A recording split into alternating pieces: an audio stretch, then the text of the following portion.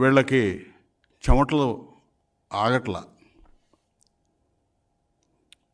ఎందుకంటే మా రెండు పార్టీల పొత్తులు చూసి వీళ్ళు ఎందుకు ఇంత ఓవర్గా రియాక్ట్ అవుతున్నారో అర్థం కావట్లా. ఇదేం కొత్తగా పెట్టుకున్న పొత్తు కాదు.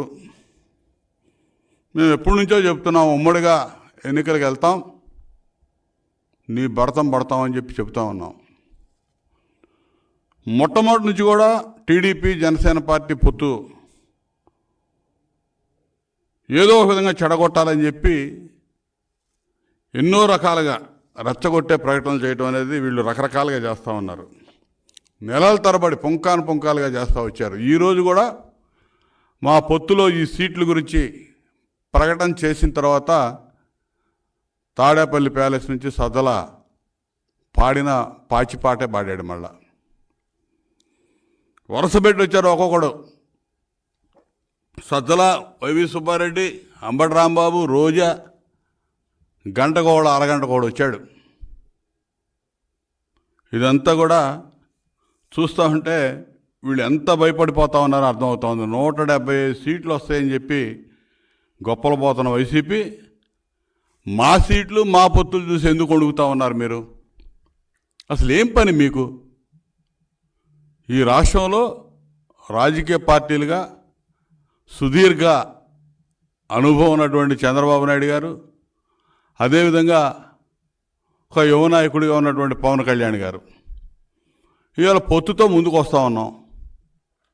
ఇదేం పెద్ద నేరం కాదే. నీకెందుకు? నీకు దమ్ము ధైర్యం ఉంటే నువ్వు ఈ 5 ఏళ్ళు ఏమి ఓడబీకావో, ఈ రాష్ట్రానికి ఏం చేసావో చెప్పుకొని ప్రజల్లో పో. ఇక్కడ రెచ్చగొట్టే మాటలు, రెచ్చగొట్టే ప్రకటనలు, పవన్ కళ్యాణ్ గారిని, జనసేన పార్టీని ఏదో ఒక విధంగా రెచ్చగొట్టాలని మీడియా, సోషల్ మీడియా రకరకాలుగా నీ పేమెంట్ బ్యాచ్ని పెట్టుకొని అడ్డగోలుగా మాట్లాడుతూ ఉన్నారు. సిగ్గుండాలి అసలుకి. మీరు ఒక రాజకీయ పార్టీగా ఈ విధంగా చేయడానికి సిగ్గుండాలి. ఇవాళ 118 స్థానాలు మేము పోటీ చేయబోతా ఉన్నామని చెప్పి 24 స్థానాలు జనసేన పార్టీ, అదేవిధంగా ఈరోజు 94 స్థానాలకు తెలుగుదేశం పార్టీ, 5 స్థానాలకు జనసేన, 99 సీట్లు ఒకేసారి ప్రకటించేసరికే వీళ్ళకి ప్యాంటులు దడుస్తూ ఉన్నాయి. ఇది వాస్తవం. మా నాయకుడు సుదీర్ఘంగా కసరత్తు చేసి పెట్టినటువంటి అభ్యర్థులను చూస్తే వీళ్ళకి వణుకు మొదలైంది. ఇప్పుడు చెబుతున్నాడు వైవి సుబ్బారెడ్డి వచ్చి, ఇవాళ దాదాపు 77 మందిని ట్రాన్స్ఫర్లు చేశారు. వీళ్ళు ట్రాన్స్ఫర్లు చేసినాక అటోడిని ఇటోడిని చేసినాక ఎంపీలు, ఎమ్మెల్యేలు వదిలిపెట్టి పారిపోయారు. అందరూ చూస్తూ ఉన్నారు ఏ విధంగా వైకాపా నుంచి జారిపోయారు ఎంపీలు, ఎమ్మెల్యేలు. సీట్లు ఇచ్చిన వాళ్ళు మాకు వద్దని చెప్పి పారిపోయారు.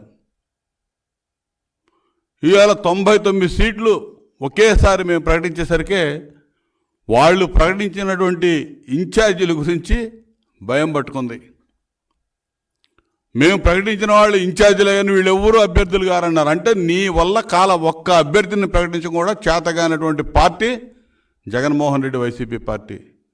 ఈ రోజుకి 50 రోజుల్లో మొత్తం ముగిసిపోబోతా ఉంది. తెలుగుదేశం పార్టీ, జనసేన పార్టీ అధికారంలోకి రాబోతా ఉన్నాం. మేము ఇవాళ 99 సీట్లు ప్రకటించాం. నువ్వు ఒక్క సీటు ప్రకటించలేదని చెప్పి నువ్వే ఒప్పుకున్నావు. మొత్తం ఇన్ఛార్జెస్ అన్నావు. ఇన్ఛార్జీలు కూడా అభ్యర్థులు కాదు, అభ్యర్థుల లిస్ట్ తర్వాత ఇస్తామని చెప్పావు. ఇక్కడే అర్థమైపోయింది మీరు ఏ విధంగా పలాయనం చిత్తగిస్తూ ఉన్నారో, ఏ విధంగా మాట్లాడుతూ ఉన్నారో. ఇవాళ జగన్మోహన్ రెడ్డి ఎక్కడ పోటీ చేస్తున్నాడు చెప్పండి. పవన్ కళ్యాణ్ గారి గురించి అడుగుతున్నారు. ఏడ పోటీ చేస్తున్నావు? నువ్వు ఏడ పోటీ చేస్తున్నావు చెప్పావా? అదే ఒక్కడు కూడా నువ్వు ప్రకటించలే, ఒక్క అభ్యర్థిని కూడా. మా చంద్రబాబు నాయుడు గారు ప్రకటించాడు. నువ్వు పవన్ కళ్యాణ్ గారి గురించి నువ్వు మాట్లాడుతున్నావు. నీ తాబేదారులు మాట్లాడుతూ ఉన్నారు, ఎక్కువ నోరు బారేసుకుంటా ఉన్నారు. ఈ నోరు బారేసుకునే పనికి మాలినాడు. అసలు ఏళ్ళ సీట్లు గ్యారంటీ ఉందా? అంబటి రాంబాబు సీటు గ్యారంటీ ఉందా? రోజాకి సీటు గ్యారంటీ ఉందా? నిన్నటిదాకా నోరు బారేసుకున్నటువంటి అమర్నాథ్ పరిస్థితి ఏంటి? అసలు మీ సీట్లు గ్యారంటీ ఆడ పనికి మాలినాడు చాలామంది ఉన్నారు. ఈ విధంగా ట్రాన్స్ఫర్లు అయ్యి అటు ఇటు వెళ్ళిపోయినాడు. ఎక్కడ వేసినాడు మరి ఇక్కడ పనికిరానటువంటి చెత్త ఇంకోసారి తీసిపోయి పడేసినటువంటి పరిస్థితులు చూసాం. అక్కడోని తీసుకొచ్చి ఇక్కడ పడేశారు. ఇదంతా ఊడ్చుకునే పనులు అక్కడ ప్రజలకు అప్పచెప్పినట్టుంది. చెత్త అంతా ఊడ్చి బయట పారేసే పని.